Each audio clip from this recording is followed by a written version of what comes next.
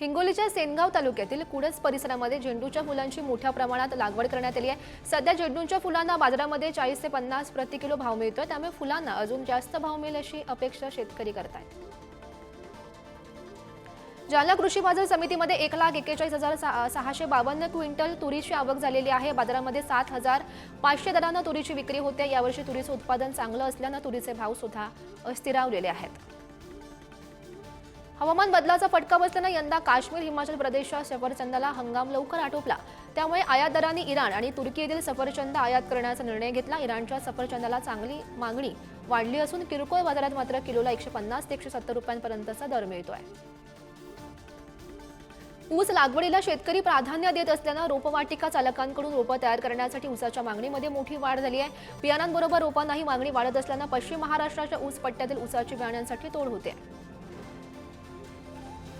जळगाव जिल्ह्यात सततच्या ढगाळ वातावरणामुळे ज्वारी पिकावर रोगाचा प्रादुर्भाव होत आहे। पिकांसाठी पोषक थंडी नसल्याने ज्वारी पिकावर मावा तसेच किडीचा प्रादुर्भाव होत असल्याने पिकांची पानं सुकून पिवळी पडतायत। इतरही पिकं धोक्यात आलेली आहेत, त्यामुळे शेतकरी आर्थिक संकटात सापडला।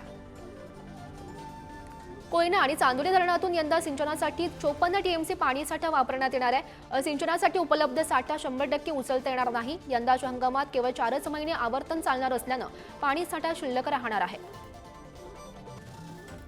नव्या केळीच्या राज्यात काढणी सुरू झाल्याचा परिणाम दरावर दिसून येतोय। सध्या राज्यातील अनेक भागात केळीची काढणी सुरू आहे, त्यामुळे बाजारात आवकचा दबाव दिसून येतोय। दुसरीकडे थंडीमुळे केळीला उठावही चांगला असल्याचं व्यापारी सांगतायत।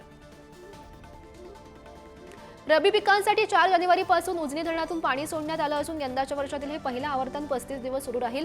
शेतीसाठी सोडलेलं पाणी 10 फेब्रुवारी रोजी बंद केले जाणार आहे। सध्या धरणात 81% पाणी असल्याची माहिती पाटबंधारे विभागाने दिली आहे। बीडच्या आष्टी तालुक्यात बोगस फळ पीक विमा भरल्याची माहिती समोर आली। आष्टी तालुक्यातील 40 ठिकाणी कृषी विभागाकडून फळपीक तपासणी करण्यात आली। तपासणीवेळी काही ठिकाणी फळपीक बागास नसल्याचं आढळून आलंय, त्यामुळे कृषी विभागाकडून सर्वच ठिकाणच्या फळबागांची तपासणी सुरू आहे। साखरेच्या दरात घाऊक बाजारात क्विंटल मागे 100 रुपयांची वाढ झाली आहे। केंद्र सरकारने 10 लाख टन साखर निर्यातीला परवानगी दिल्यानंतर बाजारामध्ये परिणाम झाला, त्यामुळे साखरेचे दर 3,950 ते 4,000 रुपयांवर येऊन पोहोचले। वाशिममध्ये नागरिकांना पाण्याचं महत्त्व कळावं यासाठी जलसंवर्धनाबाबत जनजागृती व्हावी यासाठी पाणलोट यात्रेचं आयोजन करण्यात येत आहे। या पूर्वतयारी म्हणून गावात दिंडा काढून माहिती देण्यात येते। बारामतीच्या कृषी प्रदर्शनात हैदराबादच्या नवाबाचा सोनेरी रंगाचा एक घोडा सगळ्यांचं लक्ष वेधून घेतोय।